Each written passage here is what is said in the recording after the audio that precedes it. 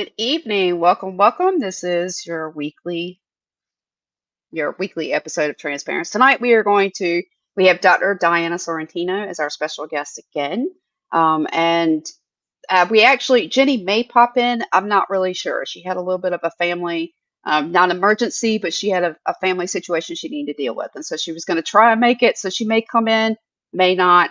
We'll move along without her. But tonight we're going to move forward in our support of gender affirming care. And last week we talked about prepubescent, and this week we're going to talk about adolescent. My name is Amber Hollowell. I'm one of your hosts, weekly hosts. Jenni Holder is usually here with me. My pronouns are she, her. This is Dr. Diana. Would you like to introduce yourself to our audience? Good evening to all who have joined us this evening. I am Dr. Diana Sorrentino, social psychologist, behavioral analyst, doctoral degrees in sociology and psychology. I am an affirmed woman. My life's evolution took place in 1990, 34 years ago. My primary focus with my professional practice is to work with gender diverse, gender fluid, transgender individuals and their families. Most of my client base are adults ages 30 to 70, believe it or not. The parents I work with are those who are experiencing adolescence, dealing with gender dysphoria or gender diversity, moving into or through transgender issues. I've been researching and studying this subject for almost 40 years now, probably more hands. I have a podcast, Paradoxes of Gender. Information is available within the link.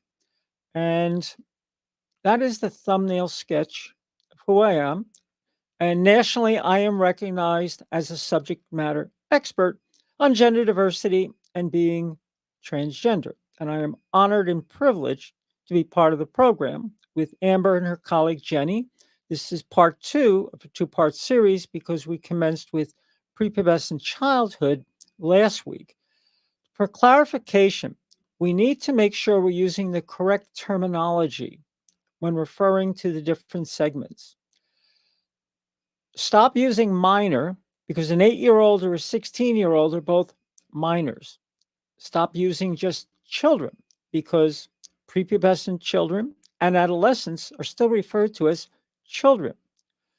So when discussing gender dysphoria, gender diversity, and transgender issues, we want to clarify if we're talking about prepubescent children versus adolescents who are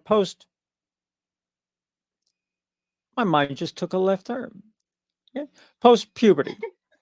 It happens It once in a happens. while. There's a lot of Right, it stuff up does. there. I'm ADD, so it happens quite often. Don't feel bad. So Amber's going to ask some questions. I'll provide some dialogue. Last week, I ended up probably doing 70 to 80% of the talking, but it went very well. Amber and Jenni had excellent questions, good insight. But being the parents of trans individuals, each having a trans man in their family, they've learned a lot and they've experienced a great deal. And Amber was kind enough to be a guest on my show. Well, her taping was this past Monday. Her episode will actually air on the 3rd of June as it's in queue. We publish new podcasts every 2 weeks. It takes a lot of work to put them together and do the post-production editing. So here we are. Fire away, Amber. Where would you like to commence? I think probably the first thing I'd like to kind of talk about is what age group are we kind of looking at when we're talking about beginning to move into adolescence, of children, whether we're talking, or I guess if you're talking about, because I'm assuming that they're assigned male at birth, they're probably not looking at care as soon as a female assigned at birth because of the fact that I would think, like for myself, I started puberty earlier, like menses. So I would expect that you probably are looking at children with gender dysphoria who are assigned birth at female, possibly at a younger age group than males when they kind of start really struggling with the puberty issues. Well, in in general, females will enter puberty between the ages of 10 and 12. Males, 12 to 14. Okay. These are those that are assigned female at birth or assigned male at birth. There's three ways we have to look at an adolescent dealing with puberty, gender identity, and or possibly gender dysphoria. You have the prepubescent child who showed consistency, insistency, and persistency in the fact that they believed that they were a gender, which was incongruent, different than their sex assigned at birth. If that behavior and that persistence lasted through early, middle, late childhood, a very high probability that individual is trans. And by that point, family will have some idea. The onset of puberty, if it hasn't happened already, they would have consulted with a psychologist who is qualified to deal with trans issues, as well as a primary care physician or endocrinologist. The entering adolescent individual would be reviewed and assessed to see where they were cognitively. And for the female assigned at birth, who will be transitioning to male, initiating puberty blockers at that 10 to 12 age period would be critical because you want to slow the development, if not negate the development of the Right. individual's breasts, because they start at that point and will typically mature by the age of 16, 18, as far as their overall development is concerned. If it's not delayed or prevented and the breasts develop, it can add to the dysphoria of the trans male. And then you're dealing with a surgical procedure, which would be scarring. On the assigned male at birth, who will be transitioning to female, the issue is not as critical, except for one component. The current procedure for a vaginoplasty, bottom surgery, is penile inversion technique, taking the existing tissue after removing the internal components and using that tissue to create the neovagina. Right. Puberty blockers implemented at age 12 will reduce the development and the size of the penis and the scrotum, thus leaving less tissue, which may require a skin graft to create a suitable vaginal cavity. Not outrageous, not catastrophic, but something to be considered. But whether it's an assigned female at birth transitioning to male or an assigned male at birth transitioning to female, prior to the commencement of puberty blockers, metabolic profiles would need to be done.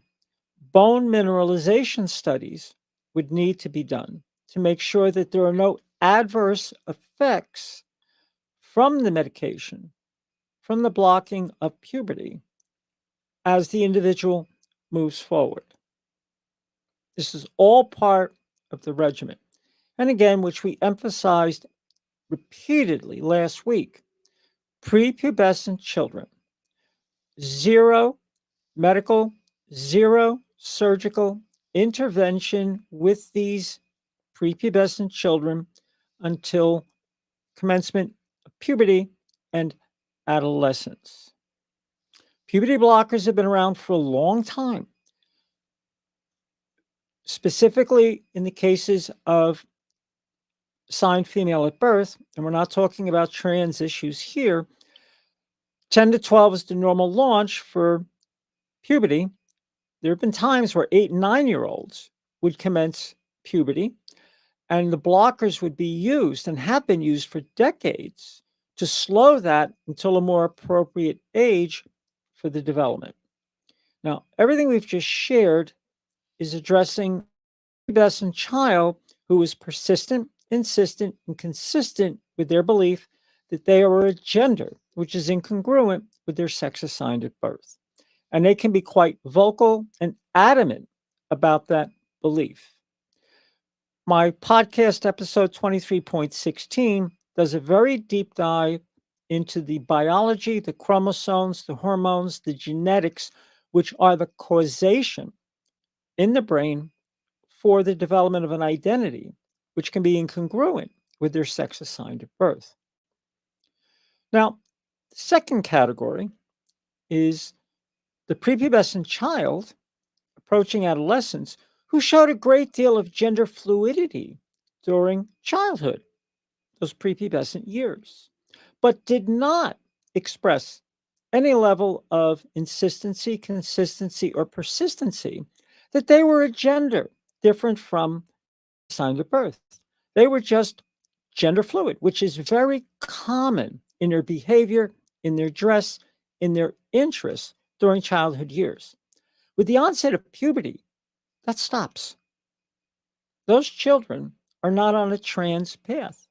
They're just exploring life in a variety of ways, which children will do. No access at puberty for trans issues because they're not on a trans path.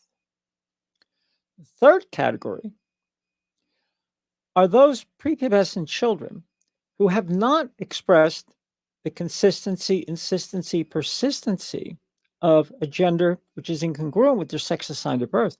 However, in their case, they may feel that they were different. Something wasn't quite right with them, which was my case. Those individuals, and I'm a poster child for this, when puberty hits and those hormones go through the roof, it is like a tsunami of emotions and confusion. At age 12, sixth grade, watching the girls over the summer having developed, and it's like, well, how come I'm not? Who do you talk to? Those are the ones who typically have the most dysphoria, anxiety, possible depression, and issues with mood and behavior because they felt different during the prepubescent years, couldn't put a label on it. There was no, I am a gender that's incongruent with my sex assigned at birth. But with the onset of puberty and the massive influx of hormones at that period of time, which are not always consistent with what a cis male or female would be, it can become quite troubling and quite challenging for the individual. And then, of course, for the families, if the mood, behavior issues are surfacing. Amber, questions? I was sitting here just trying to figure out like which one I think my son probably fit into, and I'd say probably the latter category. Um, because he didn't. He wasn't consistent, insistent, like persistent, none of that. Now he was very this is how I'm dressing, this is how I act. I'm not bending to anybody. I'm certainly not touching anything that's feminine. Um, very solid in all of that, but never I feel incongruent. Like I knew he did not like when puberty hit. I knew he did not like the fact the chest had developed, but there was never he never said I don't want to. He knew that because there was quite an endowment on my mother's side of the family, that there was this high risk that he was going to develop and that it was going to be large. And that was probably the most dysphoric thing that I really felt like I saw through him as a parent, like watching him really, that was like the part of himself that he really detested the most. And once we got the right type of binders that correctly, they were like, I mean, they're the appropriate, not actually bandaging with an ace bandage, but the appropriate bonding so that he could kind of mask the chest a bit. That really seemed to work.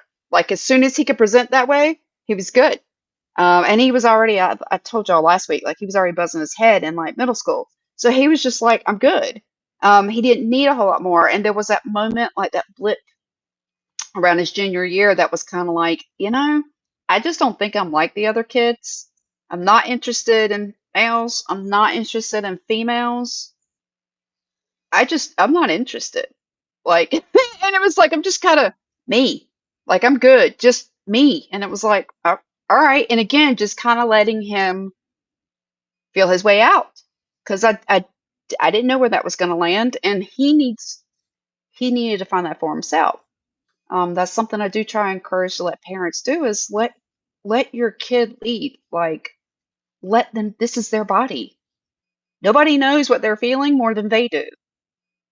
And they may be really confused. And it's just a question of being a parent, a support system, and just kind of sitting there and letting them figure that out for themselves, which is what he did, his freshman year in college. He kind of finally was like, that's it. Nope, I'm male. These need to go. I'm done. I'm done. Well, reflecting back to your interview with me on Monday from the podcast episode that you'll be featured in,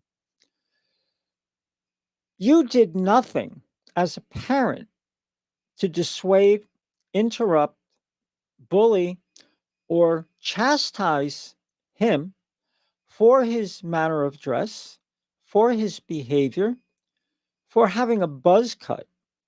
Had you done so, then you may very well have heard from him that I am not a girl, I am a boy. And the persistency, insistency, consistency would have probably surfaced.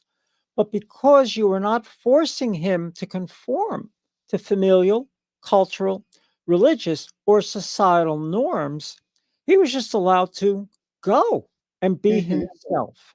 And that is incredibly healthy because it eliminates, especially in the adolescent years, the depression, the anxiety, the dysphoria because of lack of support. Very sobering statistics of adolescents who are not supported, have been rejected by their families, and feel displaced or have been displaced.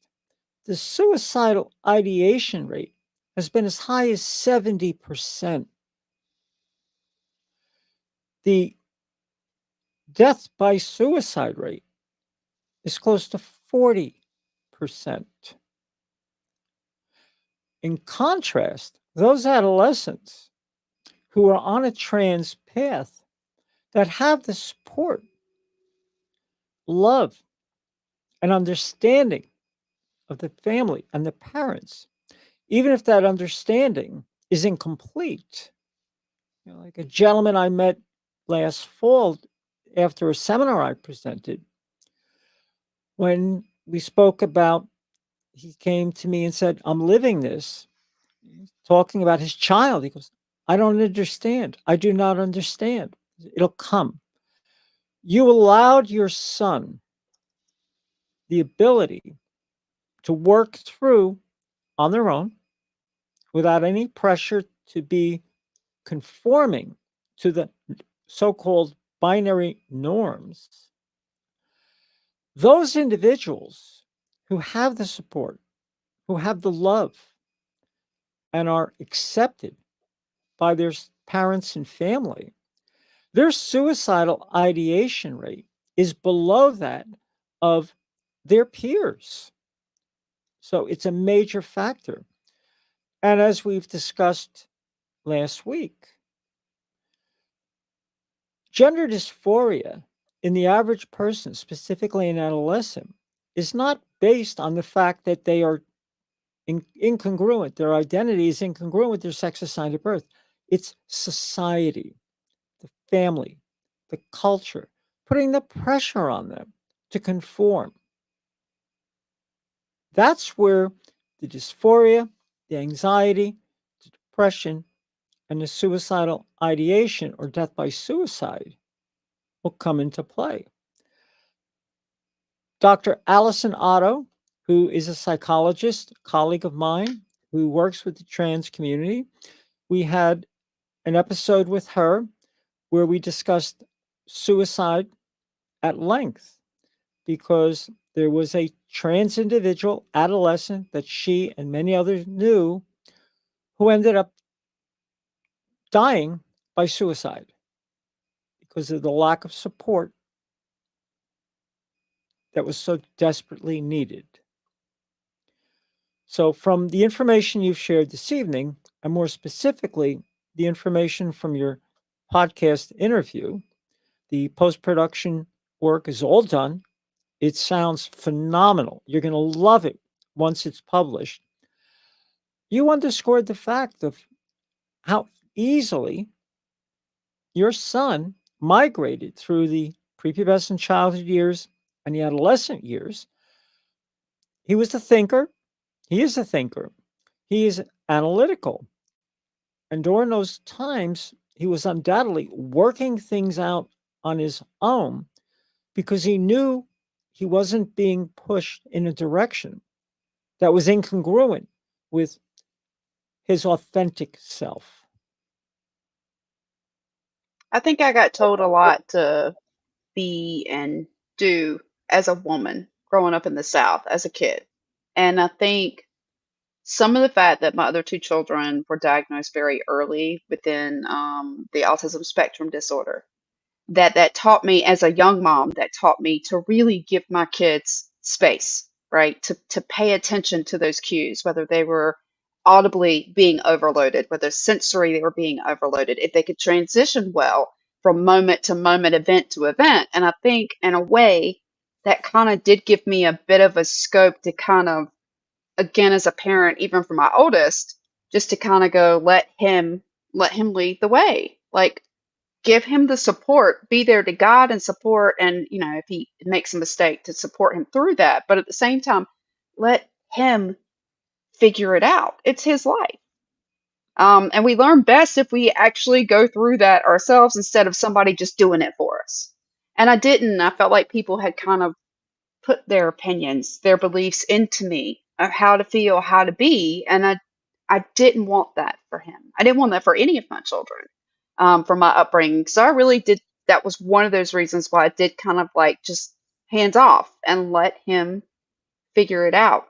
Um, and he was gifted. That was another thing. Like, he was so just analytical and so intellectually gifted that it was kind of like, you're going to have to figure this one out. Like, that's a little over, you're a little over my head already. Even as, like, probably a middle schooler, I was starting to go, I'm not understanding everything this kid's talking about anymore.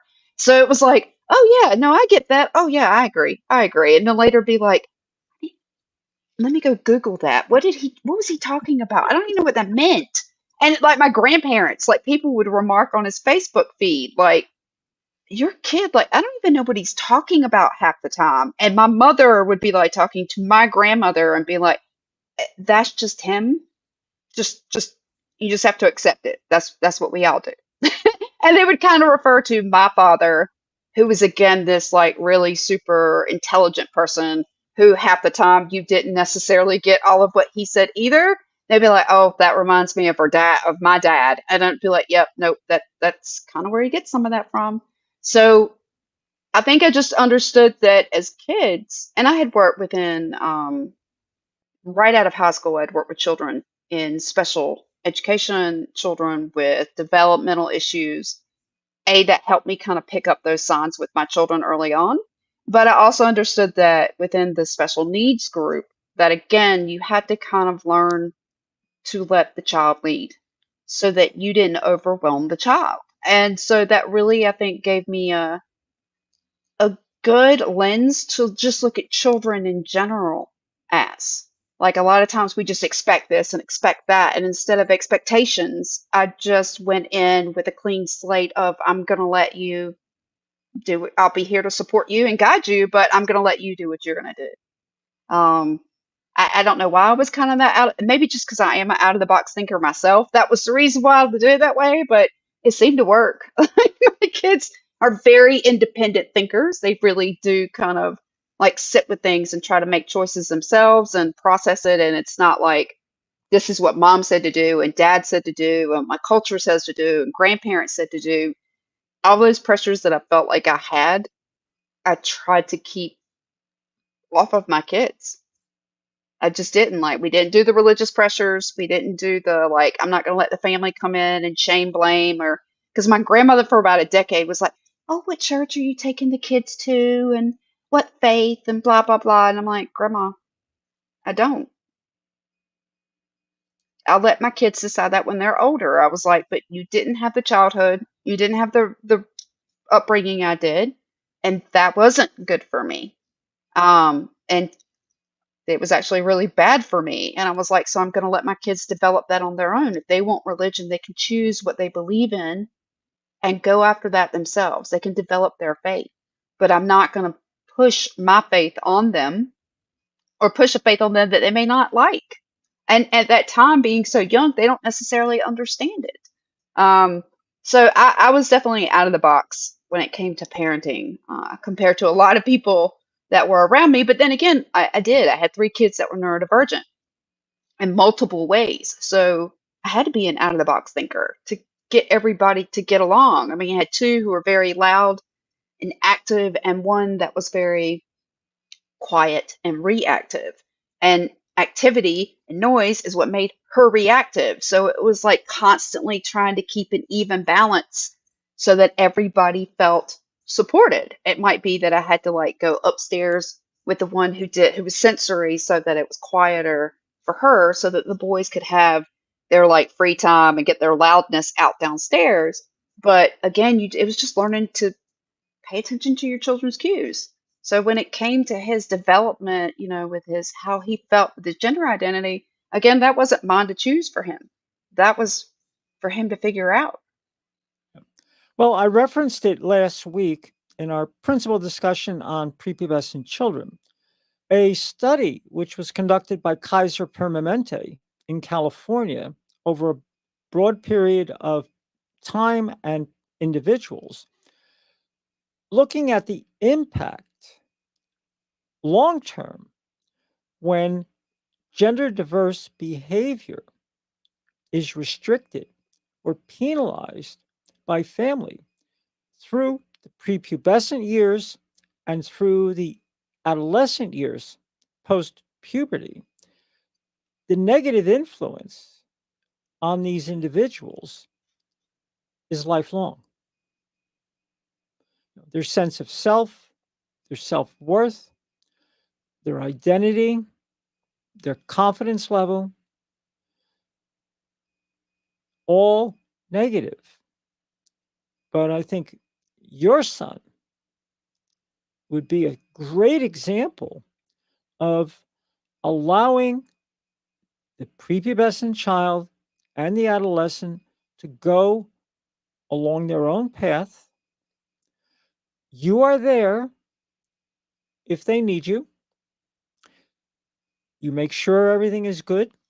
You ask them if they're okay. And you're a mama bear in the wings. Okay? Hmm. You're not the helicopter parent that's following them every step of the way. And that has proven to be so incredibly healthy. Yes, I think I'm lucky when I look at a lot of the people that I've spoken with and just, the stories, the research that I've done. He really came through again with this. There were years I was kind of like, was that his dad in him? Was that me in him? And no, it was him. That was just him. And us allowing him to figure himself out. Okay. Um, I I will say I think it did him good that I was divorced. My ex-husband would not have been as supportive, and that would have caused a lot of conflict.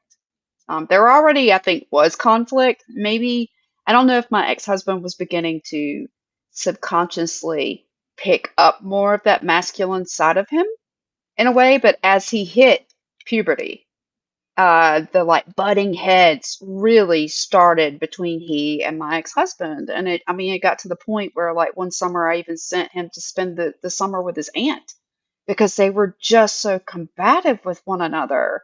And this was right before my split. But it was like my ex really just didn't like them becoming independent thinkers. And so when he really started to like develop his own ideas, his own thoughts, his own opinions and push back, whew, no, my ex did not like it. And my son, my oldest, he's not backing down. This is how I feel. That's it. You're not going to tell me it's wrong. Another important factor, and again, your son is testament to this, is the strength of character or lack thereof of either the prepubescent child or the adolescent. You take someone like your son, who very strong in character and is willing to be forthright and outspoken and intellectual. They don't keep it a secret, either in verbiage or in their behavior, manner of dress, and the path they choose to take. But then you have others, for whatever reason, may be shy, have lack of character, or have been so emotionally and possibly even psychologically or physically abused during those prepubescent years that they internalize it, they repress it, they bury it. Puberty hits, it's like pouring gasoline on a fire, but they do not have the strength of character for whatever reason, internally or externally, to discuss it, express it, look for answers. And they force themselves through adolescence, conforming to a gender identity which is forced upon them versus their authentic self, which is incongruent with their sex assigned at birth. These are the individuals that, when they reach young adulthood, will marry out of pressure, family, society, culture. And that's another discussion topic for an evening. Those who in their 20s and 30s who have repressed it, moved on with what is expected of them, and then they reach a point where they can no longer repress it.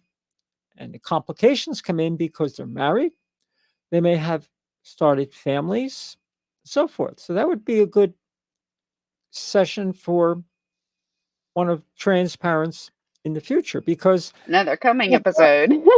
there's no one transitions alone. And if somebody's 20 or 30 and transitioning, guess what? Chances are excellent their parents are still alive and there's a Right. larger extended family.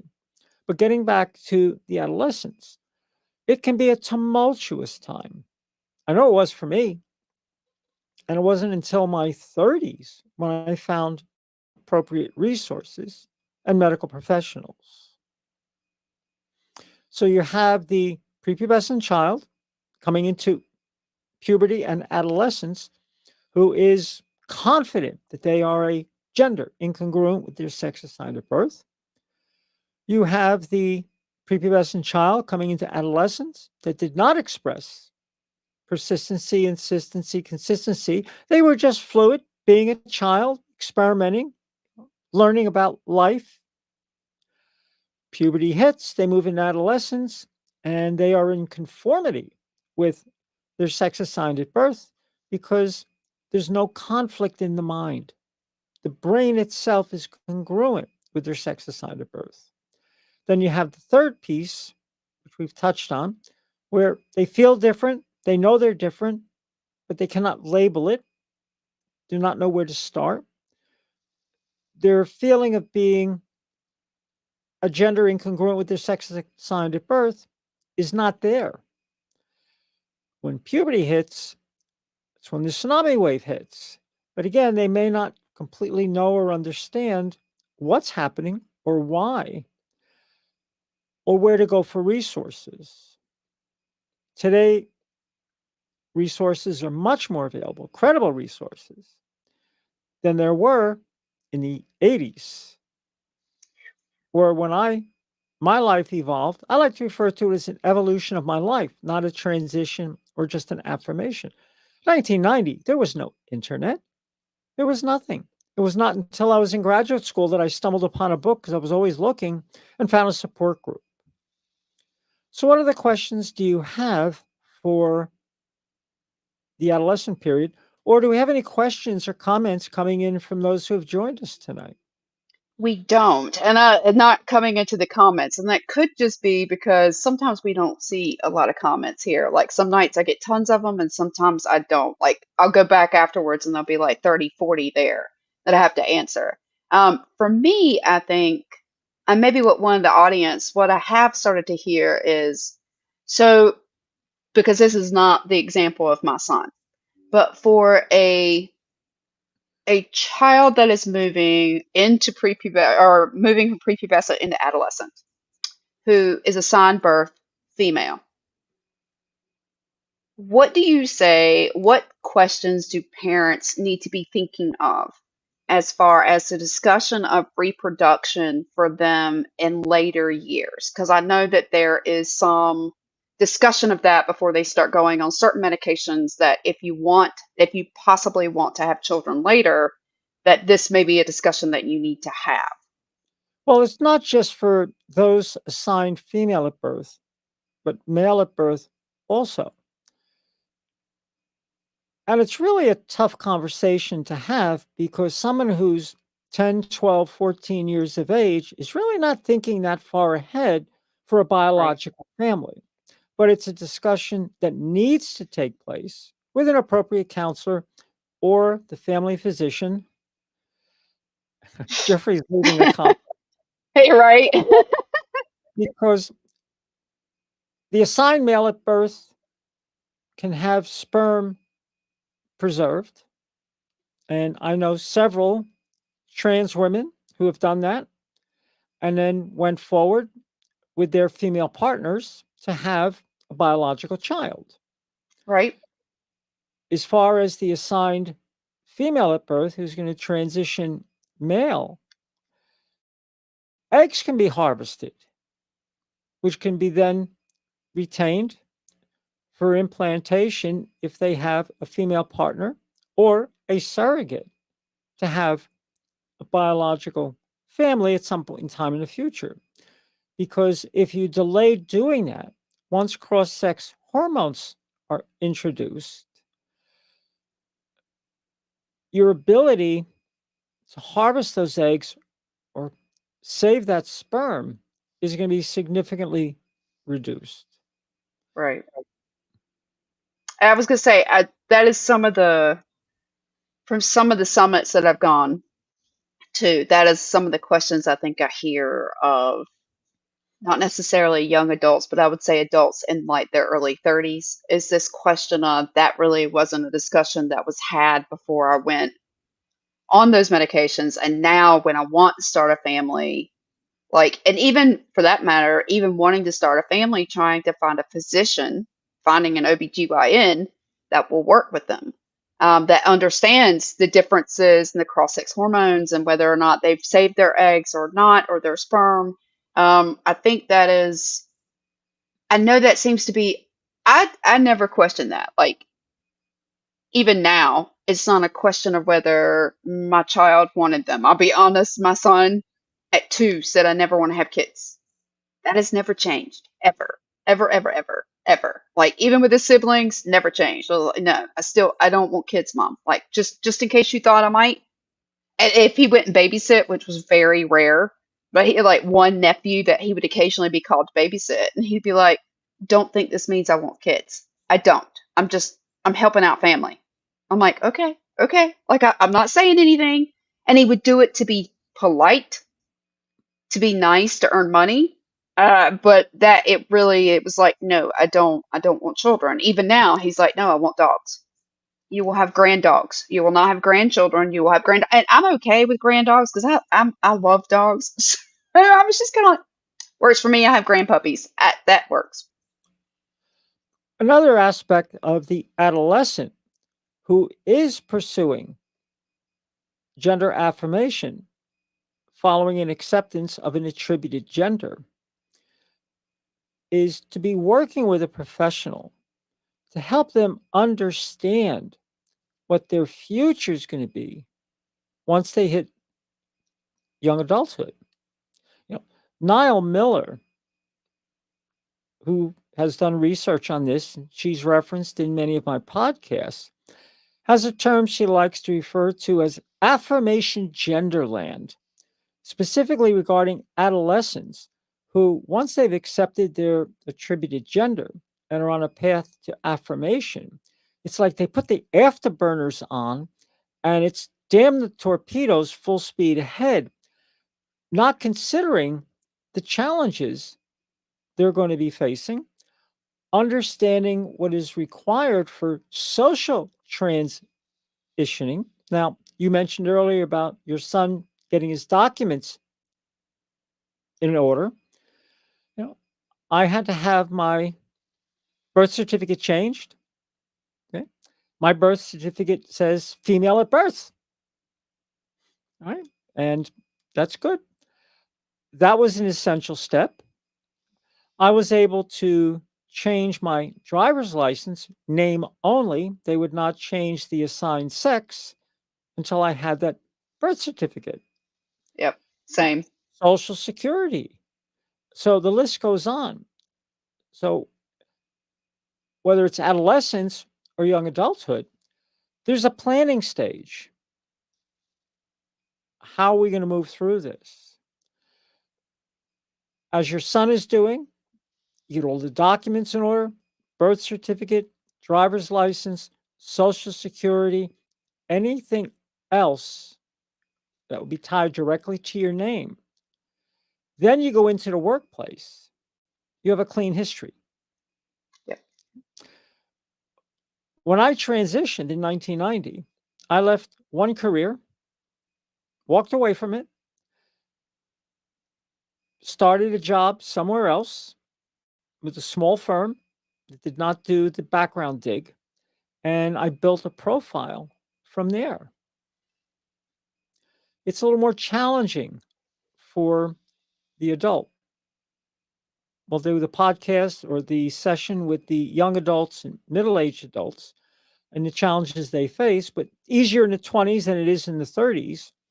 But I have a client I started working with a couple of months back. He's 50 years old and he is accepting his attributed gender, which is incongruent with the sex assigned at birth.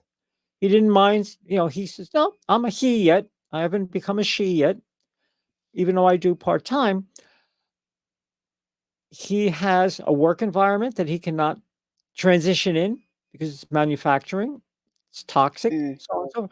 Yep. But getting back to the adolescents, they need to understand what is necessary. There's a family I've been working with now for almost 10 years. Signed male at birth. At age 10, insistent to mom and dad, I want to go on puberty blockers. I want to go on puberty blockers because he's had the consistency, insistency, persistency throughout all prepubescent childhood. Puberty blockers were initiated. At age 14, he had breast augmentation. She's now she. Age 16, cleared for vaginoplasty, had her bottom surgery at age 16. Now I was with the family through this whole process. It was working because mom and dad learned, supported, loved. The grandparents, the aunts and uncles, all pooled financial resources to cover what insurance would not cover. Okay. I was there for her recovery after the vaginoplasty at 16. She turned 20 earlier this year, sophomore. Dean's List, honor roll, kicking butt. She's drop dead gorgeous. She has had some facial work done.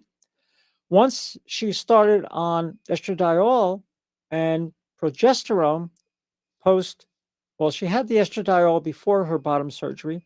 The progesterone comes in afterwards. Her own breasts started to grow to the point where they were so large, she had the implants removed. She's beautiful. She's intelligent. She has a boyfriend Mom would have preferred she waited a little longer, but she's sexually active. My mom said to me one day, the parts work. Right? And she never looked back. But here's that individual, persistent, insistent, consistent through prepubescent childhood, to be herself, just as you did with your son, supported the family, resources pooled, and she flew through this. Intelligent. The planning was done. I was part of that. This young lady's on a rocket ship to the moon. It's the only way to describe it. I'm so proud of her. I share with her she has two birthdays. She has her regular birthday when mom delivered her, and then her second birthday is when she had her vaginoplasty. So I send her a birthday card every year for each date. That's And we cool. stay in touch. And I've received some adorable cards from her in response, especially when she graduated high school. It's up on one of my bulletin boards. You cannot see it because it's over here. It has a lifesaver mint, and the tab at the top says commence mint. So, Oh, that's cute. yeah, I've invited her mom to come onto the podcast, and she said, thank you. No. She said, we're very quiet about this. She's not wearing it on her sleeve. She has adopted the female binary as a Hmm. woman, and I couldn't be more proud of her. Right. That's awesome. That's awesome. Yeah, I think um my son, like, being able to change his documents, start off clean. He is very much looking forward to, I think, this next stage, but that preparing, that planning, he spent years doing that. I mean, years before, going on testosterone, years before, like, and like, I think he had planned, probably, he knew he was changing his documents, but I think he probably looked at doing that for a couple of years because he was watching what our state was doing, like what they were allowing, when he could do this, when he could do that. And it was kind of like, okay, you know what? It's a good time now. Let's start while things are in place where they're at. Let's move. Let's get it done. So he started like last year, finally changing the documentation. And I think we're a good 2.5 years in, I believe, on testosterone. Um, but he is, yeah, he's finally, I think once he has his top surgery, he will be there'll be no stopping him. I think that's the only thing right now that if you asked him, like, would you change anything? He'd be like this. Like, automatically this. Like, get rid of this. And once he can honestly strip off his shirt like his brother in the yard when they're working in the garden and they get hot and sweaty, like when he can do that and not have to care, um, my kid will look that. I think he will finally feel like he's at like his top, like he will have made it. Yeah. Because ultimately, like my family, his close family members, we do. He's a male. He's a Yeah. man. And honestly, like I told him, I was like, you kind of always were.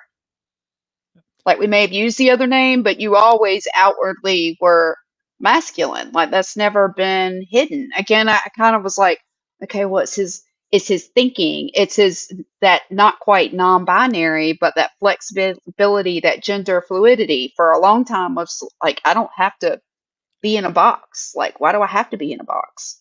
I do not even want to begin to think about the trauma that he would have experienced had you not allowed him through his prepubescent years and adolescent years to go his own way with your, Right. not oversight, but just, okay, keeping your finger on the pulse and being there when he needed it. Had you not been that way and you were forcing conformity, the suicidal ideation rate or the potential death by suicide would have been off the charts. Right. And I struggled myself with those issues as a teenager. So I knew what a complex situation and experience that was, right, for myself. Um, just having a mental health issue and the suicidal ideation. So knowing that was in my background, his dad didn't really have that. His dad did have some depression in his background. Again, was even more reason to be watchful and to make sure that he was well supported. You know, like, are you doing okay? Because again, as a thinker, as the analytical side, it was always like, Mom, I don't need your opinion. Mom, I don't need your help. Mom, I can do this on my own. But at the same time, it was still checking in. Okay, I know you can do it, but everything okay? Okay, good. All right, just checking, Another, and just another back point of off. another point of consideration and importance during the adolescent years, when that individual is evolving, accepting their self-attributed gender and moving along the lines towards full affirmation of their attributed gender and being their gender self. We have to remember and never forget, no one transitions alone. The parents will have issues that they need to address. And many times, it's those issues which create the problem for the adolescent Yeah, in restricting them from pursuing affirmation, because they start wondering, what am I going to tell the family? What am I going to tell my friends? What about my social network at work? How do I deal with this? They're looking more internally and being more worried about how they're going to deal with it rather than being supportive and loving of their adolescent moving through a gender affirmation. And that's why I work with the parents to help them understand the neurobiology, give them a foundation, and don't bring their problems onto their adolescence problems. Thank you, Jeffrey. he's got quite a few little comments. And yeah, no, I think it is that. Like if you push back on them, they're not number one, that makes them start to question everything. And if you make them question everything in this period of time that's already confusing and it's already pressure filled, like they feel like they're in little pressure cookers between high school and popularity and the status quo and what am I going to college? Am I going into the work field? What am I doing with the next stage of life? Like what does adulthood look for me? That's for the typical teenager. And then you add in this complexity of questioning self, and if they don't have a good support system, it is a disaster, possibly in the making. And I think, honestly, I do think that a lot of the mental health stuff that I went through did kind of prepare me to make sure that I was always watching out for those things with my kids. Um, so they wouldn't struggle in the same ways that I struggled. Because even though my parents were there, I felt really alone a lot in adolescence and in adolescence, primarily adolescence. My parents had split. My mother worked more because it was a single family home. So I was just alone a lot. And that's not good for somebody who's having problems with their mental health. And then you add that into a child who's trying to figure out what their gender identity is. And I can see where that leads a lot of kids to this crisis point. And when an adolescent is not accepted by their parents through their self attributed gender or pursuit of affirmation, and far too many are actually thrown out of the house, it's because the parents will refuse to deal with it on their side of the equation. They'd rather eliminate the problem Yep, than have to deal with accepting it, family, friends, social networks, work. It's just like, we'll carve out the tumor, let that wound heal, and get on with our lives because we don't need to be bothered with this. And that's all right. too frequent. It's it's abysmal. Yeah. I think that was one of the reasons why I started my room last year was I had some young adults coming to me on LinkedIn who didn't have support from their families, and they were in these mental health crises. And then looking at the data, like I already knew that it was not good, right, within this population. But when I really started to look at the adolescents within the trans community, and how high their rates were for everything across the board. When you looked at the issues that children or well, teenagers face and what we worry about, whether it be the bullying statistics, runaway statistics, drug abuse statistics, mental health, suicidal ideation, they were the worst of all of it.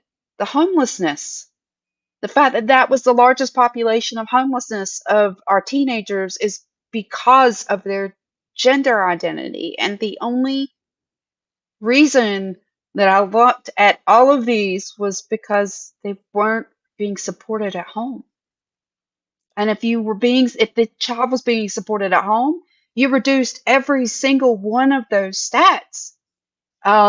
Almost like exponentially you reduced it. It Well, wasn't just a little bit, it reduced. as I mentioned earlier, the adolescent, self-attributed gender, accepting, pursuing affirmation, who has the support of parents and family, their suicidal ideation rate is less than the norm for their cisgender peers. Right. It's that significant.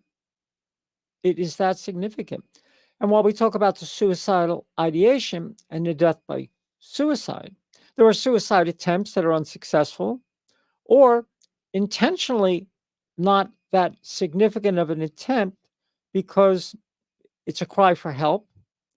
And Right. then you have non-suicidal self-injury, self-inflicted injury, which many of these do as a means to ease their pain, inflict Right. pain to ease pain. We're getting close to that hour of 60 minutes. So any other questions for you or those who have joined us tonight? You can post a question or two in the comments. I think that is honestly because I'm seeing Jeffrey. I don't know if Jeffrey is the only one that I can see tonight. Because right now, yeah, he is the only person commenting that I can see. So it may just be we're only getting his questions tonight, which I appreciate the feedback there, Jeffrey. And he and I, we were talking about some of this last night. 'Cause that's what he meant by circling back, as we were talking about these kids that if you're not supportive at home, like how much this does reduce so many things within their life. And if they have a strong support system that they come from, that foundation into young adulthood is pivotal. Um, and we have a country with this population of children that are in crisis. And I just anything that we could relieve crisis for children, like let's ease some of the mental health issues we've got going on, then I don't see why we wouldn't try to do everything to support our kids. Which is why, like you go out and speak about it. It's why I speak about it. Why I start. Well, don't I feel special? Jeffrey put, well, don't I feel special? Well, Amber, You keep in mind should. too, we've discussed this. The gender binary and the heteronormative ideology is exclusive to Western Europe. Right. If you look at cultures throughout the world, specifically the Pacific Rim, this structure does not exist. No. And I get a So, lot of I get a lot of feedback from that part of the world. I'd say almost like a third of my attendees from Mama Bear, are from the Pacific Rim area. They are just, it's, there's not this necessity to be stuck in a binary whatsoever. And that is something that we have here, that you must fit this box or this box. yeah, And I think if we could loosen some of that, we would be a much more flexible, even keeled, mentally healthy population right now. agreed. All Tell right, you, guys. Well, the hour goes by next fast. it does. Next week we ran over a little bit, but we started like a minute late, so I'm not feeling bad.